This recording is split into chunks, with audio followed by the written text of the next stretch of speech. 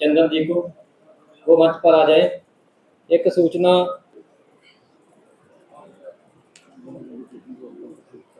धन्यवाद साथियों, आज सुबह से ही हम लोग चारों क्रांतिकारी किसान संगठनों की बात सुन रहे हैं कि कैसे वो संगठन बने और कैसे वो अपनी मांगों को उठाते हैं और कैसे संघर्ष करते हैं। सबसे पहला सवाल हमारे सामने ये खड़ा होना चाहिए कि हम लोग क्रांतिकारी संगठन हैं, तो क्रांतिकारी किसानों को संगठित करते ही क्यों हैं? क्या मकसद है कि वो किसानों को संगठित करना चाहते हैं? इसकी सबसे बुनियादी और सबसे जरूरी बात यह है कि जैसे समाज के सभी मेहनतकश वर्गों को पूंजीपति वर्ग, ये पूंजीवादी व्यवस्था शोषित उत्पीड़ित करती है, ऐसे ही वो किसानों को उत्पीड़ित करती है, उसका शोषण करती है, जिसको एक लाइन में ये कह दिया जाता है कि उद्योग कृषि का शोषण करते हैं। जिसको साथियों ने अपने उदाहरणों में बताया कि एक समय था कि किसानी को उत्तम माना जाता था और आज किसानी, अभी साथी बता रहे थे कि जो है आज भी अगर पंजाब, हरियाणा, पश्चिमी उत्तर प्रदेश की खेती को उत्तम माना जा रहा है तो यही बात बिहार, बंगाल या छत्तीसगढ़, झारखंड के लिए नहीं कही जा सकती है। लेकिन सुबह जो है पंजाब के साथियों ने भी ये बात कही कि यहाँ भी कृषि को जब उत्तम माना जाता था, आज वो उतनी उत्तम नहीं रह गई है, बल्कि वो निम्न पे पहुंच गई है। तो ये स्थिति क्यों हो गई? ये इस पूंजीवादी व्यवस्था की देन है। और आज जो कृषि संकट है, इसीलिए क्योंकि अगर हम लोग क्रांतिकारी हैं तो हम इसको वर्गीय नजरिए से ही देखेंगे कि इस संकट को शासक वर्ग कैसे देखता है, पूंजीपति वर्ग कैसे देखता है और हम कैसे देखते हैं। आज अगर कहा जाए तो ये वैसा कृषि संकट नहीं है जैसा 60 के दशक में था।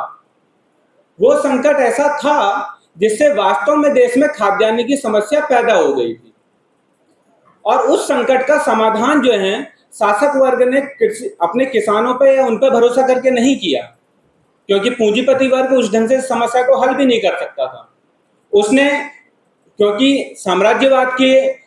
पास जाकर के या उसके जरिए, उसकी तकनीक के जरिए उसने उस समस्या का हल किया और अपने भविष्य के, यानी आज जो समस्याएं हम महसूस कर रहे हैं, जिन समस्याओं को हम झेल रहे हैं, जिस अमेरिकन डील की बात हो रही है, यूरोप के साथ जिस फ्री ट्रेड की बात हो रही है और उसका जो खेती किसानी पर पड़ने वाला जो बुरा असर है, तो उस साम्राज्यवादी लूट की शुरुआत वहां से शासक वर्ग ने कर दी थी।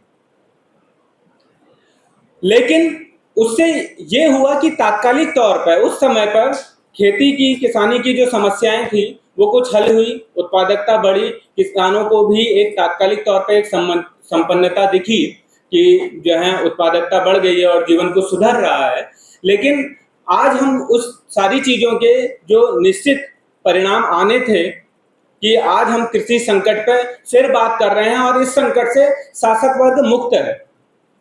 आज देश में खाद्यान्न का वैसा संकट नहीं है जैसा 60 के दशक में था। आज किसानों पर संकट है, वो तो परेशान है, लेकिन आज देश में खाद्यान्न का वैसा संकट नहीं है, इसलिए शासक वर्ग इससे एक हद तक मुक्त है। इसीलिए वो किसानों के प्रति जो उनकी संघर्ष या उसका जो परिणाम हासिल होना चाहिए था, उसके प्रति भी वो ज्यादा आक्रामक रुख अपनाए हुए है या किसानों को भारी भारी संघर्ष करने पड़ रहे हैं। 13 महीने के ऐतिहासिक किसान आंदोलन का हम लोग जिक्र करते ही हैं। उस सफल किसान आंदोलन में एक तौर पर सरकार को पीछे हटने पर मजबूर किया, लेकिन हम पा रहे हैं कि वो किसान आंदोलन अपनी सफलता के साथ खत्म हुआ और आज 5 साल बाद हम उन नए हमलों की बात कर रहे हैं जिनको कि चोर दरवाजे से सरकार ने करना शुरू कर दिया है। तो इस बात को ही दिखाता है कि ये कृषि संकट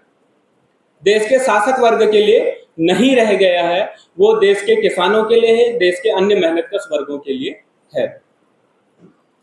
साथियों,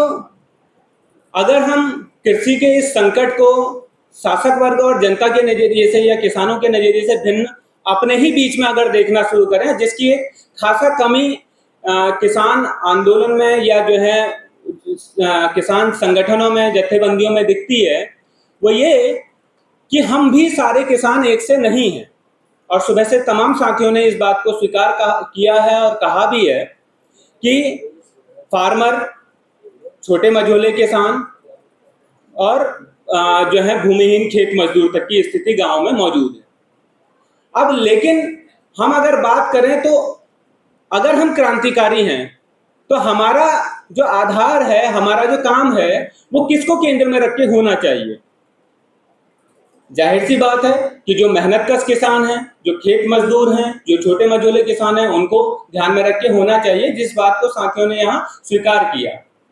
लेकिन एक दूसरी समस्या भी साथियों ने चिन्हित करी कि सारे कुछ के बावजूद इस समय पर किसान संगठनों का जो नेतृत्व है, जिसको साथी ने जो है स्कॉर्पियो के उदाहरण से कहा, ठीक है, कि स्कॉर्पियो नेतृत्व,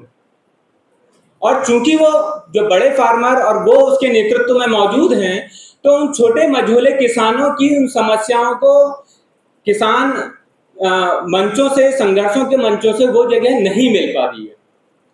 और यहां से हम कितने ही भावुक होकर के, कितने ही किसानों के साथ जुड़ करके छोटे मझोले किसानों की बातों को अगर नहीं कर रहे होंगे, हमारी वो वर्गीय दृष्टि साफ नहीं होगी, तो तब हम उनको अपने साथ बहुत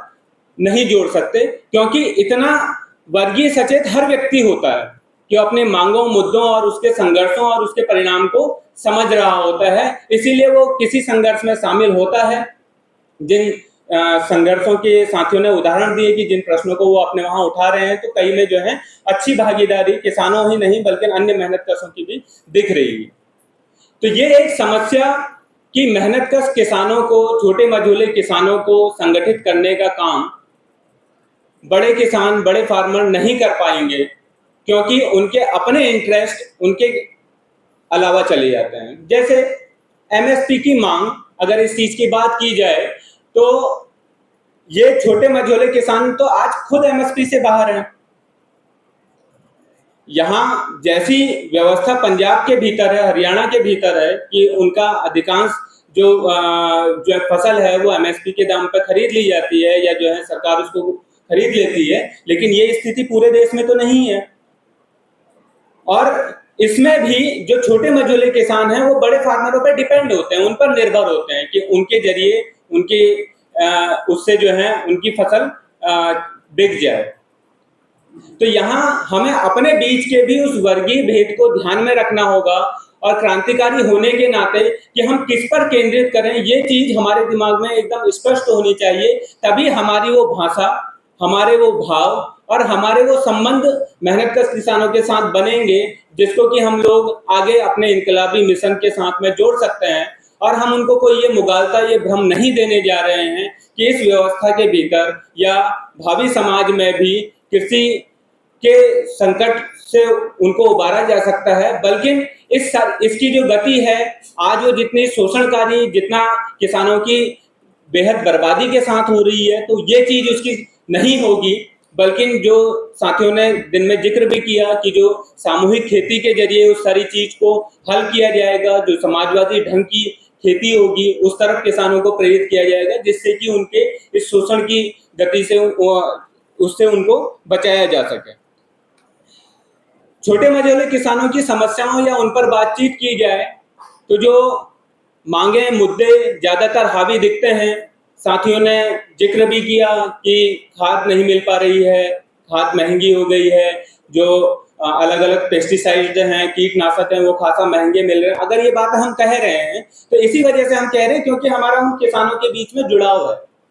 और ये अगर किसान आंदोलनों की प्रमुख मांगे बन जाती हैं या हम उसको बनाने में सफल रहते हैं, तो जाहिर सी बात है कि वो जो बड़ी आबादी जो मेहनतकश किसानों की है वो इसके साथ ज्यादा जुड़ेगी। बिजली का सवाल है कि आज जो है बिजली जितने महंगे रेटों में किसानों को भी मिल रही है, उसमें से सब्सिडी हटा दी गई है। या अगर ट्रैक्टर इस्तेमाल हो रहा है तो उसके लिए जो पहले किसानों को सब्सिडी रेट में डीजल उपलब्ध होता था, वो सारी छूटें जो है सरकार ने जो छीन ली हैं। तो उन सारी चीजों का असर इस पूरी चीज में दिखता है कि इन मांगों, मुद्दों को हम लोगों को प्रमुखता से उठाना चाहिए, और जो हमारी संयुक्त गतिविधियां जो हो सकती हैं तो उसको इस तरफ हमने ले जाने की कोशिश करनी चाहिए। इसके अलावा साथियों, एक प्रश्न अगर हम कहें कि अभी इस सरकार में केंद्रीय कृषि राज्य मंत्री हैं भगीरथ चौधरी,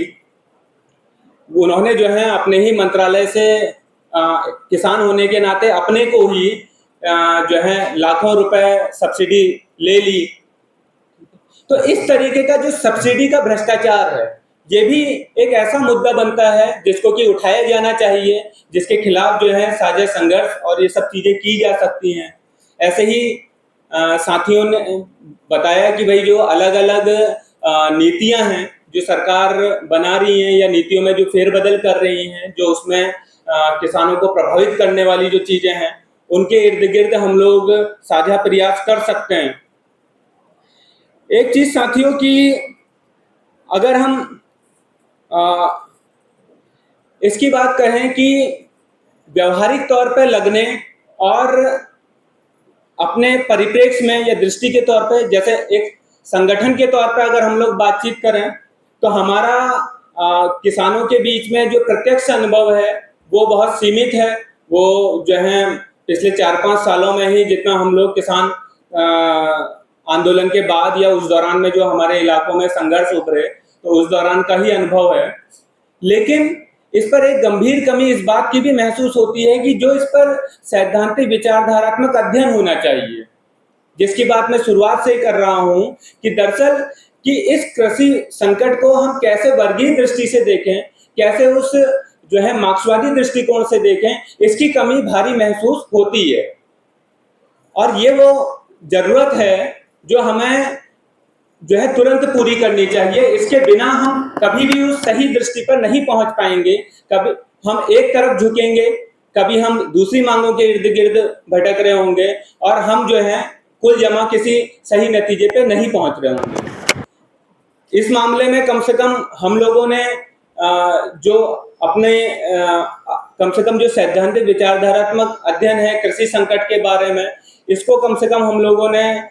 लगातार उस पर कोशिश करते रहे हैं। कुछ जो है साथियों ने अगर पीछे देखा होगा तो स्टॉल में जो है भारतीय कृषि संकट पर जो है सरहरा पब्लिकेशन से वो किताब है भी, जिसमें साथी देख सकते हैं कि पिछले 20-25 सालों से लगातार हम कृषि संकट पर जो है अपने समझदारी उन्नत करने की कोशिश करते रहे हैं। तो ये एक ऐसी कमी क्रांतिकारी किसान आंदोलन में महसूस होती है कि जिसकी कमी को तुरंत दूर किए जाने की जरूरत बनती है। बाकी साथियों, जो शासक वर्ग की तरफ से प्रस्तुत एक भिन्न समस्या वर्तमान समय पर आ जाती है, वो ये है कि मौजूदा फांसीवादी जो सरकार है, हिंदू फांसीवादी सरकार है, तो ये जब हम कहें कि 90 की आर्थिक नीतियों के बाद से साथी लोग जिक्र कर रहे हैं कि लगातार कृषि का संकट और ज्यादा हो गया है, बढ़ता गया है, किसानों की आत्महत्या उसकी एक सबसे प्रमुख अभिव्यक्ति के तौर पर लोगों ने चिन्हित करी है। लेकिन मौजूदा सरकार इन सब में या ऐतिहासिक तौर पे वो